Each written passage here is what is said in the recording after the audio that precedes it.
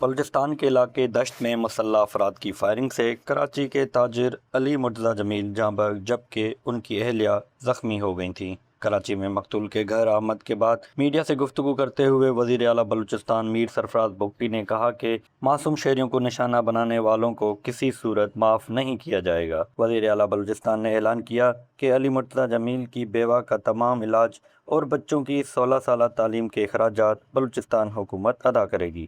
دوسری جانب تاجر برادری نے بھی واقعے پر گہرے دکھ اور افسوس کا اظہار کرتے ہوئے اسے تاجروں کے تحفظ پر ایک سنگین سوال قرار دیا۔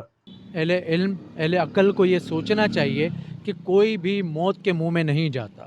اٹس مسٹیک گوگل کی، وہاں پر نیٹ بند ہو گیا اور وہ بلوچستان جو ہے وہ ہمارے پاکستان کی سرزمین ہے۔ دوسرا سوال آپ کے کہ واقعی کو اسمگلنگ سے جوڑا جا رہا ہے، میں آپ کے میڈیا کے توسط سے ایسے لوگوں کو کہ جو مطلب یہ کم عقلی کی باتیں کر رہے ہیں کہ وہ ہمارا تاجر تھا اور ہم بہتر طریقے سے جانتے ہیں وہ کیا کاروبار کرتا تھا۔ دوسرا اپنی بیوی اور بچوں کے ساتھ گیا تھا اور وہاں پر جو حکومتی جب فورسز پہنچی ہیں انہوں نے دیکھا ہے کہ وہ دہشت گردی کا نشانہ بنا ہے۔ میں خدارہ آپ میڈیا کے توسط سے بھی کہوں گا وہ فیملی جو ہے وہ تکلیف میں ہے، وہ کرب میں گزری ہے۔ اگر آپ پازیٹیو چیز، اچھی چیز ہائی لائٹ نہیں کر سکتے، آپ یہ نہیں کر سکتے کہ آج آواز اٹھائیں اس علی رضا شہید کے لیے کہ آئندہ ایسے کوئی دوسرا علی رضا شہید نہ ہو، تو کم از کم یہ نیگیٹیوٹی نہ پھیلائیں۔ یہ ہمارا ملک ہے، پرامن ملک ہے۔ ابھی ہم نے جب درخواست کی تھی تو وزیر اعلیٰ بلوچستان سرفراز بگٹی صاحب بھی تشریف لے کر آئے تھے۔ ابھی پھر تھوڑی دیر قبل جو ہے گورنر سندھ جو ہیں وہ بھی تشریف لے کر آئے۔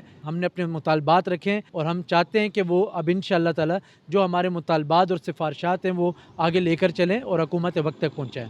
ایک ہمارا دکاندار شہید ہو گیا، اس کی جو بیگم ہے وہ ہاسپٹل میں جو ہے وہ علاج کرا رہی ہے، اور یہ جو اسمگلنگ کا ہے یہ غلط ہے۔ اسمگلنگ اگر کرنی ہوتی تو اپنی فیملی کو لے کے نہیں آتا ہے کوئی آدمی، کوئی فیملی کو لے کے فیملی کو گھمانے کے لے کے آتا ہے، اور اسمگلنگ کے راستے بہت سے ہیں، وہاں لوگ آتے ہیں بہت سے، اتنی بسیں چلتی ہیں، اور بھی یہ سب کو پتہ ہے کہاں سے اسمگلنگ ہوتی ہے۔ جس نے بھی ان کے ساتھ زیادتی کی ہے، جو بھی شخص ہے، جو دہشت گرد ہے، اس کے خلاف کارروائی کرے حکومت بلوچستان، پاکستان کی افواج، تاکہ ایسا سبق ملے کہ آئندہ جو ہے ایسے کسی معصوم شہری کو جو ہے وہ شہید نہ کیا سکے۔